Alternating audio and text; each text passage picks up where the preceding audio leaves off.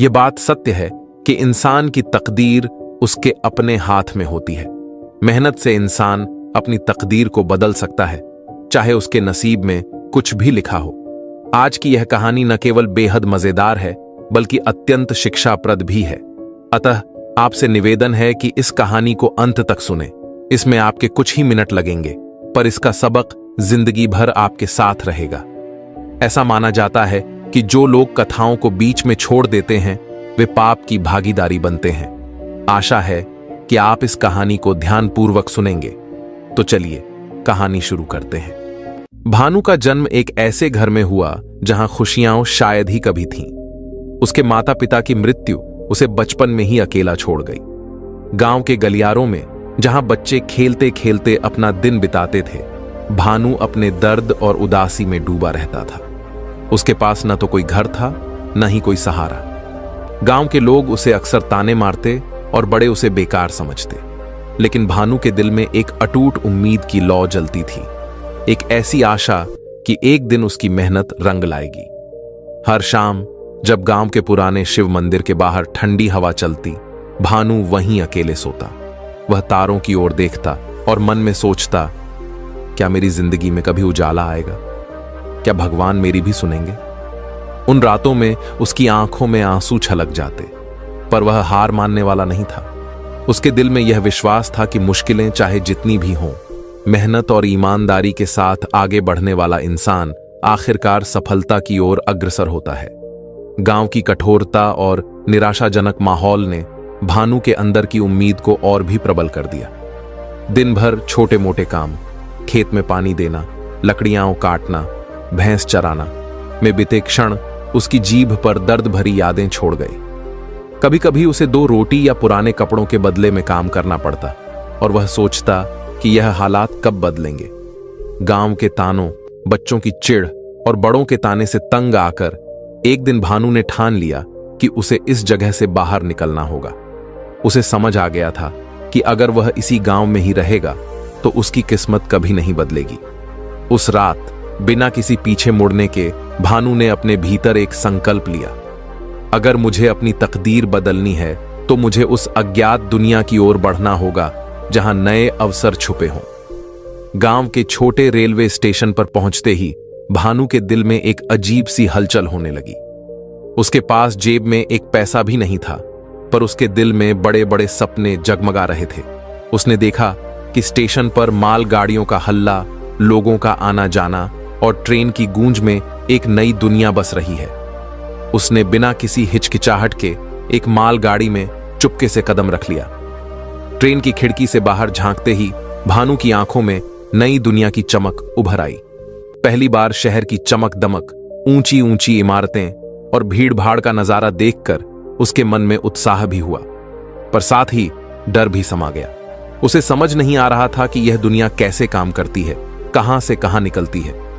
Train की धीमी धीमी चाल में भानु अपने विचारों में खोया रहा। हर लम्हा, हर पल उसकी आंखों में सपनों का नया सवेरा लेकर आ रहा था। पर उस अजीब सी भीड़ और अजनबी माहौल ने उसके मन में हल्का सा भय भी पैदा कर दिया। उसे लगा कि कहीं वह इस भीड़ में खो न जाए या फिर उसकी मेहनत कहीं व्यर्थ न चली जाए।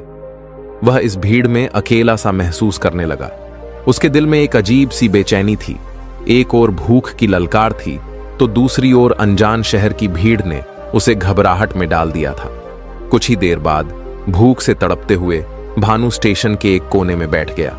उसकी आंखों में एक ठंडक थी, लेकिन साथ ही उसके अंदर उम्मीद की भी एक हल्की सी चमक थी। तभी एक कुली ने उसे देखा। कुल्ली का चेहरा दयालु था और उसकी आंखों में समझदारी की झलक थी। उसने भानु से पूछा, बेटा तुम यहां ऐसे क्यों बैठे हो? भानु ने धीरे से अपनी कहानी शुरू की। बचपन की पीड़ा, माता पिता की अनुपस्थिति और गांव में बिताए गए कठिन दिन। कुल्ली ने उसकी बात सुनी और उसकी हालत पर गहरी सहानुभूति व्यक्त की। उसने भानु से कहा, इस शहर में कोई भी चीज मुफ्त नहीं मिलती। अगर जीना है तो मेहनत करनी होगी। भानु ने सिर झुकाकर कहा, लेकिन मैं क्या कर सकता हूं? मेरे पास तो ना पैसा है ना कोई सहारा। कुल्ली ने मुस्कुराते हुए जवाब दिया, देख बेटा, यहां मेहनत करने वालों की कद्र होती है। भगवान भी उनकी मदद करते हैं।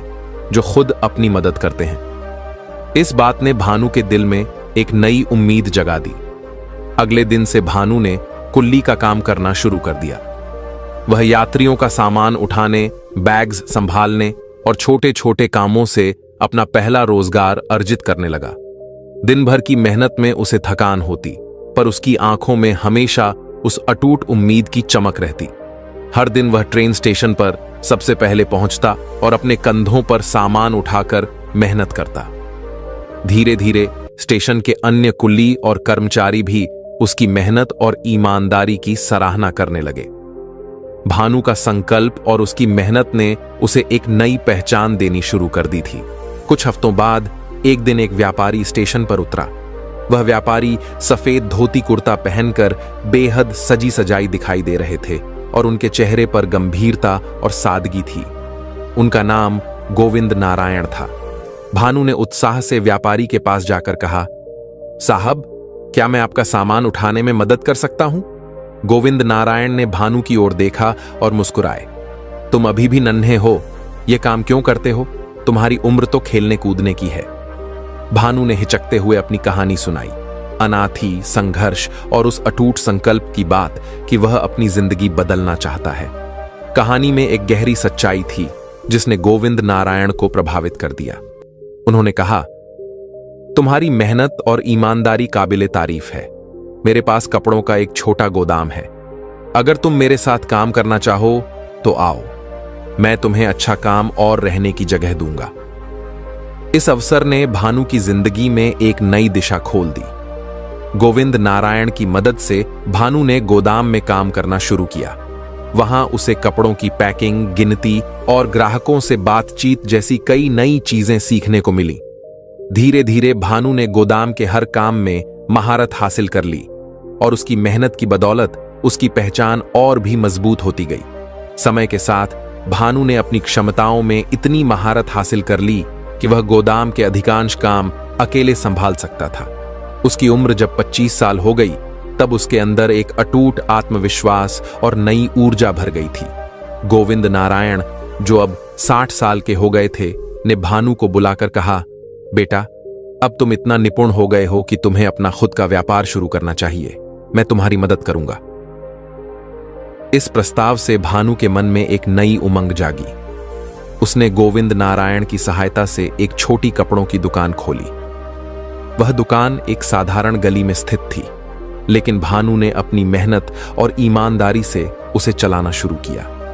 उसने ग्राहकों को गुणवत्ता वाले सस्ते कपड़े प्रदान करने का संकल्प लिया। धीरे धीरे उसकी दुकान प्रसिद्ध होने लगी और कुछ ही वर्षों में वह दुकान एक बड़े व्यापार में बदल गई। भानु ने न केवल गोविंद नारायण का कर्ज चुका दिया, बल्कि उनकी सहायता का हमेशा आभार भी जताया। उसने अपने संघर्ष के दिनों को कभी नहीं भूला, बल्कि उन अनुभवों से सीख लेकर अपने आने वाले समय को संवार लिया। जब भानु ने अपनी छोटी सी दुकान को सफल व्यापार में बदल लिया, तो उसके दिल में एक और महत्वपूर्ण भावना जागी, समाज के प्रति दायित्व। उसने सोचा कि जो संघर्ष उसने झेला, उससे उसने बहुत कुछ सीखा है। अंत में उस बूढ़े आदमी ने एक दिन कहा, तुम्हें पता है, तुम्हारे अंदर अद्भुत काबिलियत छुपी है। गरीब होना बुरा नहीं है।